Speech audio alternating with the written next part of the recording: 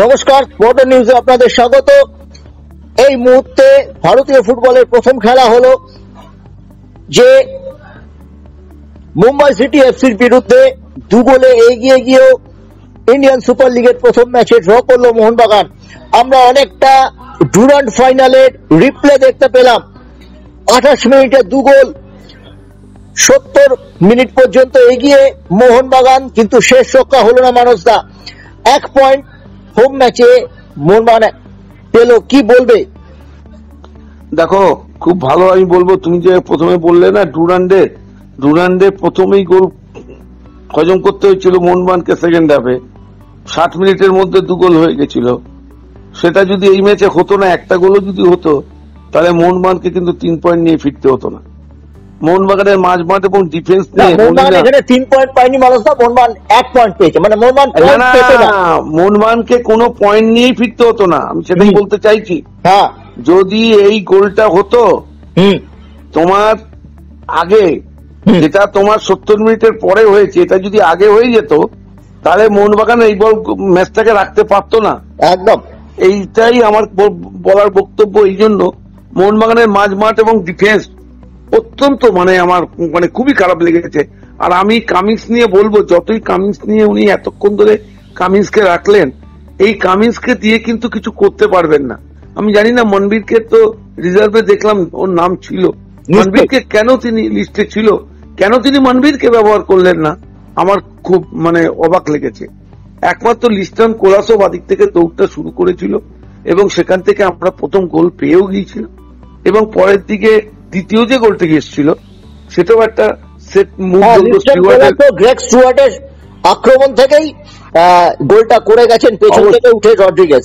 একদম সেখান থেকে ডান দিক থেকে এর একটা অ্যাসিস্ট ছিল, ভালো মাইনাসটা করেছিল আশিস রায় সেন্টার থেকে স্টুয়ার্টস এর হেড ব্যাক ভীষণ ভালো, এবং সেখান থেকে বলটা জালে গেল এবং 2 গোলে এগিয়ে গেল। যখন আমি বুঝতে পারলাম না মোহনবাগানের মাঝবার দিমিত্রিও পুরোপুরি ফিট, কি করে আমি বলবো, যে বলটা থ্রু পেয়েছিল সেকেন্ড হাফের শুরুতে, দিমিত্রির কাছে ভ্যানপুইয়া আসতেই পারে না।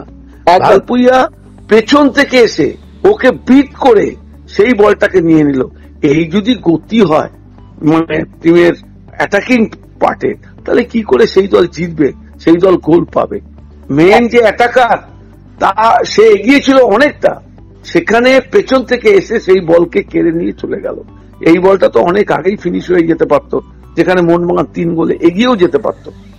আরেকটা জিনিস তুমি লক্ষ্য করে দেখো, প্রথমার্ধে যে সুযোগটা ওরা পেয়েছিল, একদম হেডটা বাইরে করেছিল, ডান দিক থেকে যে মাইনাস হয়েছিল সেখান থেকে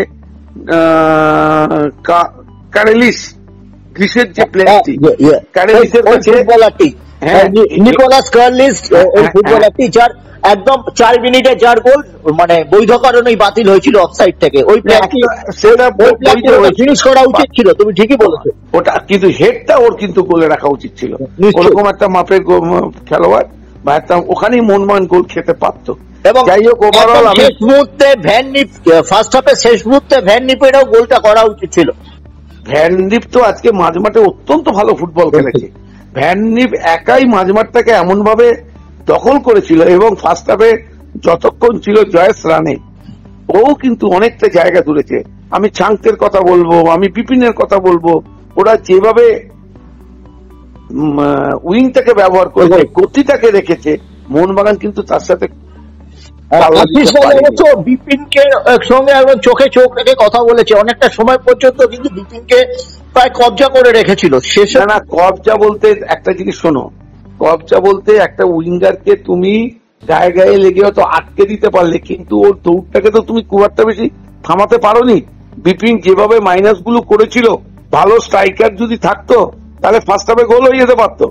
বিপিন এবং ছানতে দুটো উইং থেকে যে বলগুলো বাড়াচ্ছিল, সেগুলো আসবে কেন?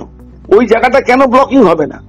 সুভাশিস তো ওকে তো অনেকটাই জায়গা দিয়ে দিয়েছে, এবং প্রথম গোল যেটা হয়েছে তার দায় কিন্তু সুভাশিসটা এড়াতে পারে না। ওখানে তিরির কাছে বলটা যাবে কেন? সুভাশিসের ব্যাপারেও কিন্তু প্রশ্ন থেকে যাচ্ছে মানসদা।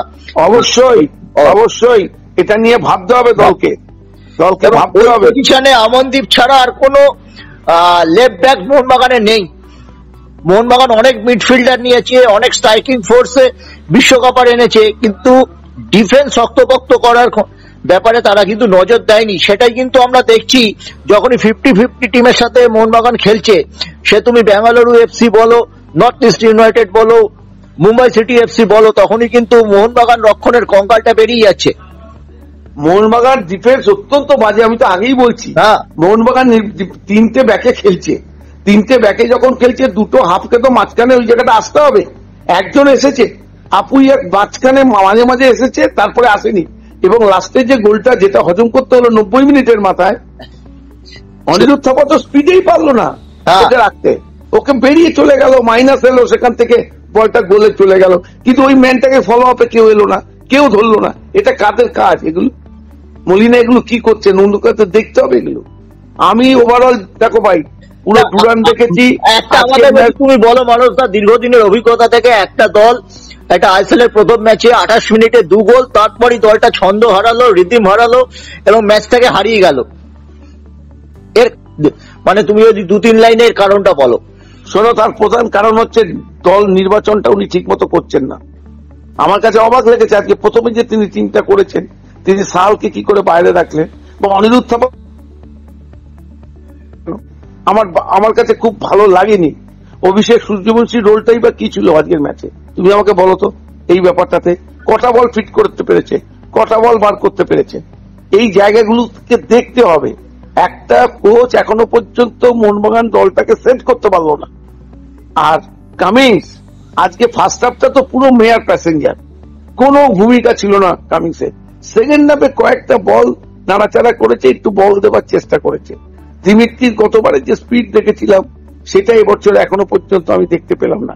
আজকে গতবারের দিমিত্রি হলে যে বলটা সেকেন্ড হাফে শুরুতেও পেয়েছিল, চলে যেতে পারতো।